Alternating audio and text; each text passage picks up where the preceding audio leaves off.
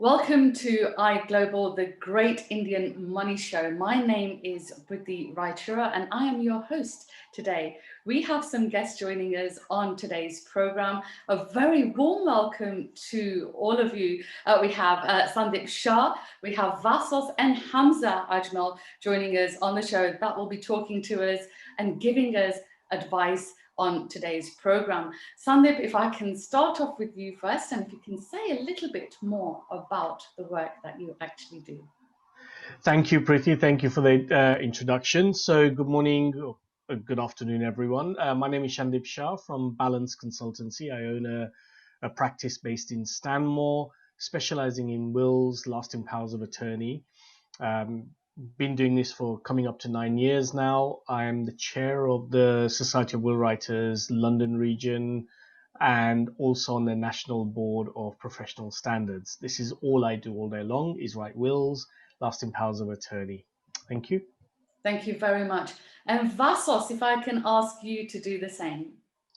Thank you, Priti. My name is Vasos Vasu. I'm a partner at Axiom Stone Solicitors. We are a full-service firm of solicitors, offices in Mayfair, Edgware, Birmingham, and recently in Harrow. I particularly am the head of the private client department. And what we deal with covers wills, probate, estate planning, covering inheritance tax, deputyships, powers of attorney, guardianship. Thank you very much, Vasos. And Hamza, a very warm welcome to you as well. And if you can say a few words about yourself. Thank you, Priti. My name is Hamza. I'm the tax manager from Ferguson Newman & Company. So myself, I specialize in inheritance tax planning, also in income tax, capital gains tax, and so forth, which is interlinked. We not only specialize in UK clients, but also international size clients. So we're a partner of 3 based in the city, and we've been servicing clients for approximately more than 50 years or so. Okay, well, thank you very much to all of you, and thank you for joining me here this morning. Now, I just wanted to talk a little bit more about inheritance tax planning. Now, as you know, we are going through very uncertain times at the moment, and I'm sure all of you are very, very busy with what's going on, around the globe. Now, I just wanted to talk a little bit more about that. Starting off with you, Sandeep, what is the importance of inheritance planning for the British Indian community? Inheritance tax planning is very, very important, but in terms of my role and what I start with is looking at the end first, and I'm sure Vasos and Hamza will agree. We need to have that document to say, okay, what do you want to do in the event you pass away today, you get run over by a bus or an accident or whatever. So having that end document, which is called the will. Now, not stereotyping, but the Indian community and generally most communities probably don't like paying inheritance tax. However, inheritance tax planning can be quite complex. It can be, something to think about. But I do find from time to time, the new generation are very good, but from time to time, we're leaving it way too late. And I'm sure, again, Vasos, Ajmal, and Hamza, you'd agree that, people do, in many cases, leave it very late. So planning for inheritance tax is a priority, to try and plan it as early as you can, bearing in mind the 7-year survival rules, etc., etc. So, yeah. So a little bit more about the planning side of things. How soon do you actually start planning? Is it when you're 18, or when you turn to being an adult? How soon do you actually start planning, Vasos? Well, there's no hard and fast rule. I would agree with everything that Sandeep just said, by the way. There's no hard and fast rule as to when you start planning. You could just as easily say, when should you start your pension? You should start it whenever you can, really. And really, I think what I experience is most clients start to think about inheritance tax normally when the first child comes along. That's what I find is the most common trigger for people. But certainly you shouldn't wait till you're old, in so many words. It's something that you should think about from an early stage. I would say that's a very prudent thing to do. And Hamza, what about yourself? I mean, why are people hesitant in terms of paying inheritance tax? Of course, I mean, one of the key objectives in inheritance tax planning is to pass on as much assets to the next generation. It takes a lot of hard work and effort to accumulate your wealth over the years. And everyone wants their children to do well effectively. But what I find with inheritance tax planning, yes, a lot of individuals want to save inheritance tax, but then the problem comes with control, still wanting to have the use of the asset, and then identifying their current tax structures and so forth. So where the complexity becomes, okay, yes, you can pass on the asset, but then there will be hidden tax charges that will have to be taken into consideration as well. So that makes it very, very complex. So like correctly said in the beginning, the first question we always ask is, what is the ultimate goal during your lifetime, and what do you want to do when passing on the wealth to the next generation? Sure. Now, Sandeep, you said something about, unfortunately, the Indian community kind of failed to understand the importance of planning and strategic planning, because, of course, most families want to pass on their wealth to their grandchildren, their next generation. But how do you encourage people to start planning in a strategic manner? So, I think I agree with what Hamza said, and there now, years ago we had a simplified culture. Now the family dynamics are very different. You've got lots of different things parents need to think about, you know, financial problems, divorces, second, third marriages, living with partners, that kind of stuff. So I don't think Indian community is hesitant. What the key thing is, Indian community, like all communities, want to pay as little tax as possible. But in terms of planning, I think the new generation is coming up, and they are starting to look at it, like Vassal said, a lot earlier. However, the hesitancy is there, and it all depends on the size of the estate as well, and the complexity of the family. If you compare it, say, as an example, with the Jewish community, they are very switched on. Things like trusts, family settlements, all of that are all inbuilt, and it's passed down from generation to generation. And generational planning is really important. And simple things like just having life cover can actually sort you out for many people. But complex planning, going to specialists like Vassos, Hamza is vitally important. But it's always that comes at a price. You've got to value the saving of inheritance tax and the paying for professionals to do that and guide you. Sure, sure. So Vassos then, in terms of, if I wanted to start planning my future for my children, how would I go about it? So if I came to you, what do I expect? Well, it's a reasonable question, but it's a very wide question, Priti. So how do we kick off? Normally, the way I like to work is a face-to-face meeting with the client, because something that's very important to me, and I'm sure Shandip and Hamza will agree, we never let the tail wag the dog. So whatever planning we put in place, whatever structures we put in place, it mustn't affect you to diminish your own wealth, the wealth you require for your living expenses and your future. So the best way for me to ascertain that is to have a meeting with you in person, or obviously if that's not possible, because we do deal with international clients as well, we often have Zoom meetings or over the phone, and we build up a picture of your requirements, obviously talking you through every step of the way. And that's the way that we really ascertain exactly what structure or process best suits you, because it has become such a complex area. There are many different solutions. So speaking to professionals, you'll be able to find out the best way to solve the issue for yourself and your family. Okay.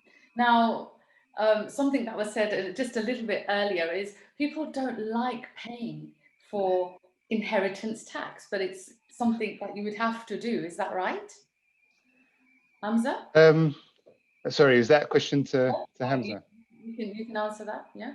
Well, I'll let Hamza answer, but I'll just say very quickly, inheritance tax has often been described as an optional tax because it is something that you can adjust through structuring and planning.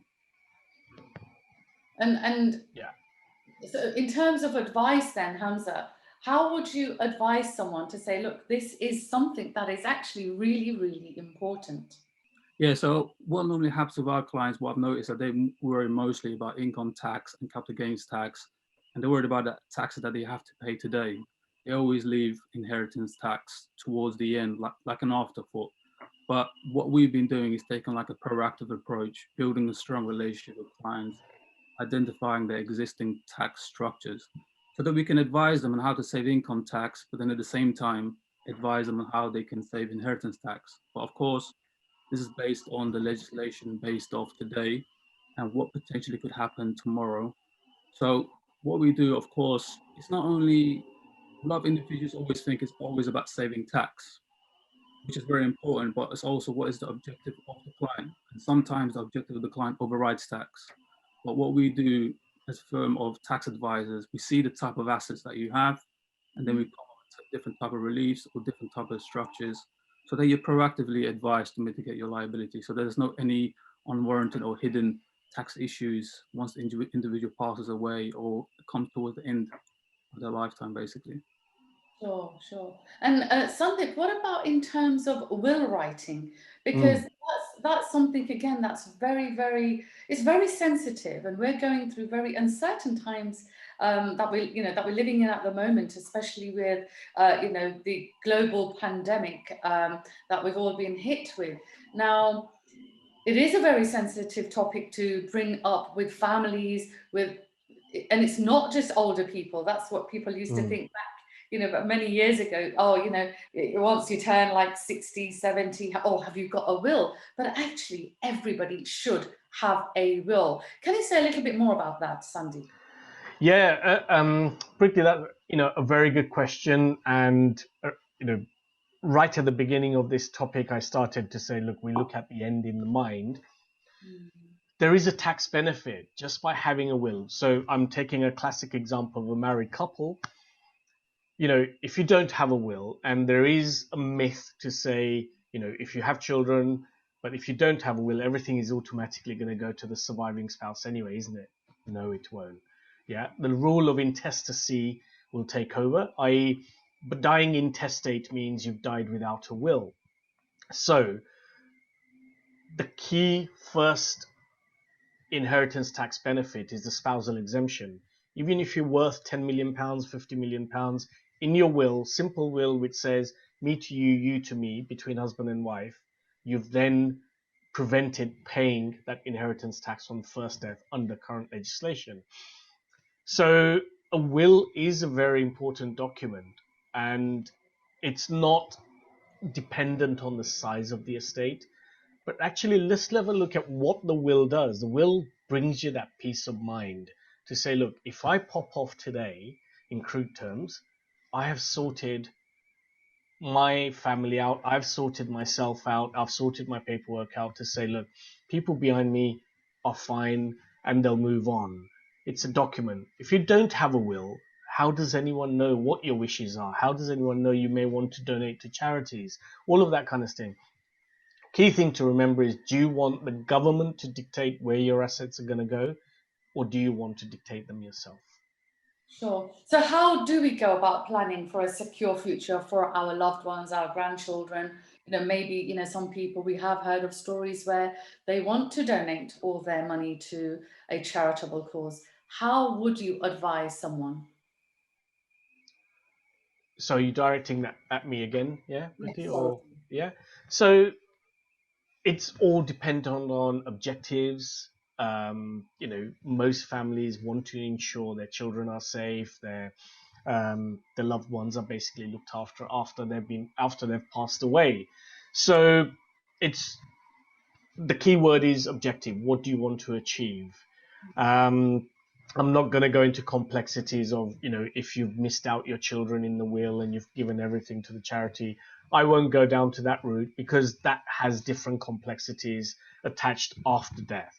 So really, it's what your objectives are. How fair do you want to be? Typically, these days, children are regarded as equals, but there are ways we can actually protect the children. So if a child does have disabilities, if the child has other issues like addictions, there are ways you can protect these things in your will to say, look, for this particular child, we want to make sure there's a disability trust or a discretionary trust or whatever, so that the trustees are protecting that child.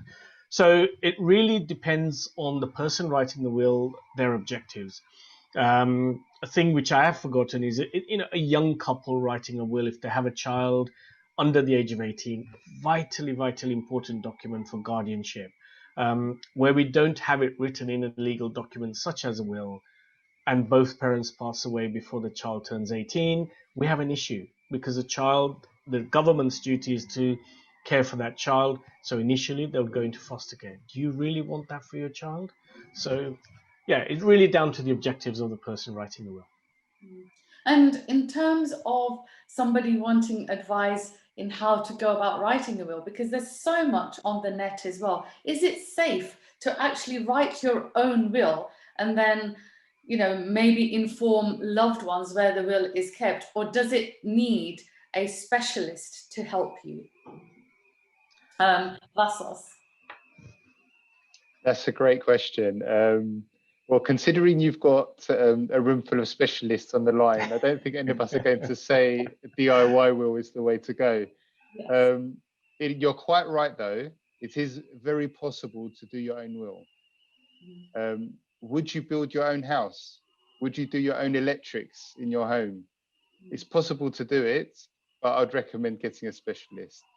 It is a complicated area. You can make a valid will almost by accident, and it may not achieve what you want it to achieve. So, and that really is a major issue as well. And so I would advise against doing a DIY will, but you may say, of course I would say that because it's my job to say that.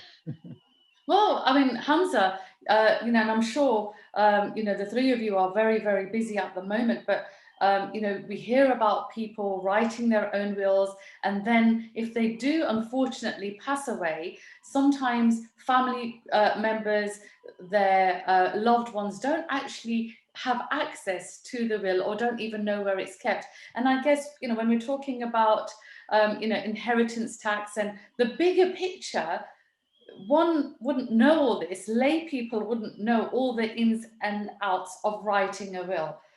So Hamza, how are you going to sell your product to the people that are viewing this masterclass here today? What I normally always recommend is don't leave inheritance tax to the last minute. You can be a young individual, 20, 30, 40, it doesn't matter what age you are. You can make or obtain tax relief throughout your lifetime, and every single person has different objectives. But the way we like to do is keep it simple. Let's start from the beginning. What's your existing tax structure? What type of assets do you have? What type of liabilities do you have?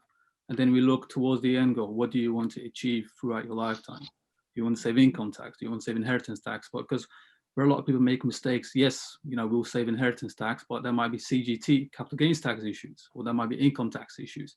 So there's a lot of different type of taxes that are interconnected. So yes, you can save inheritance tax, but then you end up paying more income tax throughout your lifetime. So what we do, we take like a holistic type of approach, take it step by step, see your assets, see what you want to achieve, and then ask you these kind of questions. Have you got a will? What type of asset do you have? What do you want to save income tax? What do you want to do for your child? And once we know all the elements involved, we can then guide you on a step-by-step journey in achieving that tax. Because Because what might happen is during the first 5-10 years, we might say, structure it like this, and that would save you income tax. And then down the line, we would then say, okay, your priorities in life has changed. So it's not like you come to us once and that's it. It's like a lifetime journey where you start with the beginning, and then after 5 years, maybe review it again. After 5 years, kind of review it again, because tax rules always do change year on year. And especially with the current climate we're at, the government might change tax rules more aggressively to collect more tax. So you might be ending up paying more inheritance tax. And with the world we're living in today, it's much more safer just to have a simple conversation over the telephone. There's some things that you don't know that we know and that we can advise you on, basically. Okay. And Vassos, you work for a solicitor's firm. Now, you get specialist will writers, but are will writers also solicitors? And what is the difference? Do you need a solicitor or do you need a specialist will writer? That's a good question. And really, I would say to you, will writers and solicitors can both write your will. You get good solicitors, bad solicitors. You get good will writers, you get bad will writers. So like anything, it's just important to do your research and find the best solution for you. I would say go to a solicitor. Shandy would say go to a will writer. So I think it's a case of just doing your research and going where is right for you. Of course. Can I follow up on that? Of course, of course. In terms of, yeah, I would exactly say what Vassos has said. Do your research, because there are regulatory bodies as well we're all part of. So I'll be part of the Society of Will Writers. You can check our credentials with them. Vassos would be part of the legal bodies. So again, it's do your research. Generally, this kind of industry goes by recommendation as well. So, people who've had experience, your families, friends, etc., recommendation is really important as well, rather than just kicking on Google and saying, okay, the nearest will writer to my area. I'm not sure. And of course, I'm hoping all three of you have language skills as well, and especially for those that haven't, don't speak English, more like for, that have not been brought up in this country. English is not their first language. I guess it's really important for them to understand the ins and outs of British law legislation in terms of will writing and inheritance tax. So Sandeep, you speak various different languages? So, not various different. I'm fluent in Gujarati. So, I'm, quite a high proportion of my client base is Gujarati. Of course, a lot of them can speak English as well, no problem. But the elderly, there has to be a bit of translation, explanation, etc. as well. And we would back that up with doing an appropriate clause in the will to say we've explained it all in Gujarati. So yeah, it is vitally important communication, because if they don't understand what they're writing, it's a problem. Of course, and we have Hamza here as well. Hamza, I'm hoping you're going to say something very similar to Sandeep for the benefit of those viewers joining us. Do you speak other languages if they want to come to you and learn a little bit more about will writing and inheritance tax? It definitely, not only just myself, but as a firm-wide, we've got other colleagues as well who speak a variety of different languages. So, for example, if I might not be able to speak a certain language, I can bring another colleague in who will be able to assist. So it's not like a limiting factor. Yeah, we do speak a variety. Great, well, that's good to know. And Vassos, finally over to you from the solicitor's firm. I'm sure you have the same amongst yourself and other colleagues as well. Yes, Axiom Stone is very strong in the community already, but we do have, as you can imagine, like the others have said as well, we have a full range of various speakers, all the languages, well, I know there are many, so many languages from the Indian subcontinent and the whole region, as well as many European languages and across the board. Be happy to basically, I haven't come across a client that we haven't been able to service. Sure, no, absolutely. And finally, before we finish, any words of wisdom from yourself, Sandeep? So, words of wisdom is really make sure you sort out your affairs. Look at the end in mind first then live your life as you want to. Yeah, get the end sorted out, live your life as you want to. Remember, like all the other guys have said, inheritance tax is voluntary. Okay, so the whole idea is bring your estate level down or make provisions, or you may decide, doesn't matter, I'm dead, my family will pick up the tax bill or my estate. So really, it's up to your attitude. But I would rather say, most people don't want to pay the voluntary tax. Do something about it early on. But look at the end in mind first. Live your life as you want to. That's great advice. And what about you, Vassos? Any last words? Sure. A dry answer would be careful tax planning. It's all about passing as much wealth that you've earned during your lifetime onto your chosen beneficiaries. But yes, and I think that's a sensible thing to do. By all means, there's nothing wrong with speaking to your professionals and making sure that you put things in place for the future. And then, like Shandip said, I very much echo that. It's all about living your life. Just one more thing that you've ticked off the list, really, because we're all so busy with everything. I'm sure all of your viewers are as well. It's just one more thing you can say, okay, that's sorted. I can concentrate on this. Sure, no, absolutely. And finally, Hamza. Yeah, the biggest thing I would say is just to be proactive.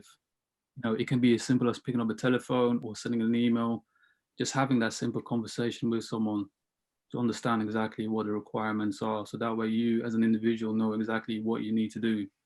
Because we sometimes find individuals that, oh, hold on, I could have done this and done that and saved so much tax just by picking up the telephone call. So just be proactive. It's as simple as that, really.